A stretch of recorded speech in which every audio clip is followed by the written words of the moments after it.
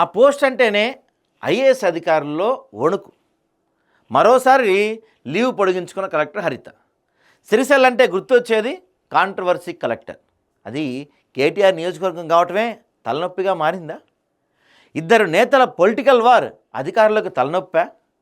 Incharge కలెక్టర్లతో కొనసాగుతున్న సిరిసిల్ల జిల్లా పాలన, సిరిసిల్ల పాలనపై పెరుగుతున్న ప్రశ్నలు, తీర్చలేని సందేహాలు మరెన్నో ఉన్నాయి.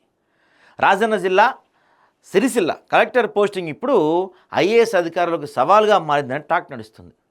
రాజకీయ ఒత్తిళ్లు, వివాదాలు, కోర్టు నోటీసులు, నేతల మధ్య సమతూకం ఇవన్నీ కలిసి సిరిసిల్ల విధులు నిర్వర్తించాలంటే అధికారులు వెనుకడుగేస్తున్నారన్న చర్చ మళ్ళీ తెరపైకి వచ్చింది. తాజాగా జిల్లా కలెక్టర్ హరిత మరోసారి లీవ్ పొడిగించుకోవటం ఈ అంశం రాజకీయ అధికారిక వర్గాల్లో మరింత హాట్ టాపిక్గా మారింది. ప్రస్తుతం లీవ్లో ఉన్న రాజన్న సిరిసిల్ల జిల్లా కలెక్టర్ హరిత ఈ నెల 24న తిరిగి విధుల్లో చేరాల్సి ఉంది. అయితే మరోసారి సెలవు పొడిగింపుకు ఆమె ఎక్స్టెన్షన్ కోరారు. దీంతో జిల్లాలో మరోసారి రెగ్యులర్ కలెక్టర్ లేకుండానే పరిపాలన కొనసాగుతుంది. ప్రస్తుతం అదనపు కలెక్టర్ గరిమా అగర్వాల్ ఇన్ఛార్జ్ కలెక్టర్గా ఇక్కడ బాధ్యతలు నిర్వర్తిస్తున్నారు.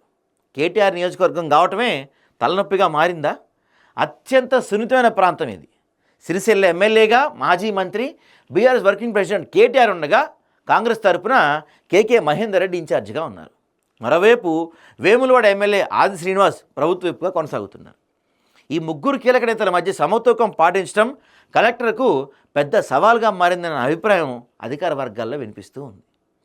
సిరిసిల్ల కలెక్టర్ అనగానే ముందు గుర్తొచ్చే పేరు సందీప్ కుమార్. ఆయన పనిచేసిన కాలమంతా జిల్లాలో ఏదో వివాదంతో వార్తలు నిలిచింది. చివరికి ఆయన ట్రాన్స్ఫర్ అయ్యారో చేయబడ్డారో ఆ వివాదాల వెనుక స్థానిక రాజకీయాలే ప్రధాన కారణం అప్పట్లో అధికార వర్గాలు పేర్కొన్నాయి. మొదట కేకే మహేందర్ రెడ్డి సూచనల ప్రకారం పనిచేసిన ఆరోపణలతో ఆయన బీఆర్ఎస్ టార్గెట్ అయ్యారన్న ప్రచారం సాగింది. అనంతరం కేటీఆర్ ఫోటో ఉన్న టీ స్టాల్ తొలగింపు వ్యవహారం తీవ్ర రాజకీయ దుమారం రేపింది. ఆ సమయంలో కేటీఆర్ స్పందిస్తూ ఆయన కలెక్టర్ కాదు, కాంగ్రెస్ కార్యకర్త, కాంగ్రెస్ కండువా వేసుకొని కూర్చుని ఘాటు వ్యాఖ్యలు చేశారు. చివరికి ఎవరి ఒత్తిడికి లోను కాకుండా పనిచేశారనే కారణంతోనే సందీప్ ఆయన్ని సిరిసిల్ల నుంచి ట్రాన్స్ఫర్ చేశారన్న వాదనలు అప్పట్లో బలంగా వినిపించాయి. అయితే ఈ అనుభవాలను దృష్టిలో పెట్టుకొని సిరిసిల్ల కలెక్టర్ పోస్టింగ్ అంటేనే ఐఏఎస్ అధికారులు భయం నెలకొందన్న టాక్ బలంగా వినిపిస్తుంది. అధికార పార్టీ నేతలు, ప్రధాన ప్రతిపక్ష నేత మధ్య సమన్వయం కష్టమవుతుంది. అదనంగా కోర్టు కేసులు, భూ పరిహార వివాదాలు తలనొప్పిగా మారుతున్నాయనే అభిప్రాయం అధికారుల్లో బలంగా వ్యక్తమవుతుంది.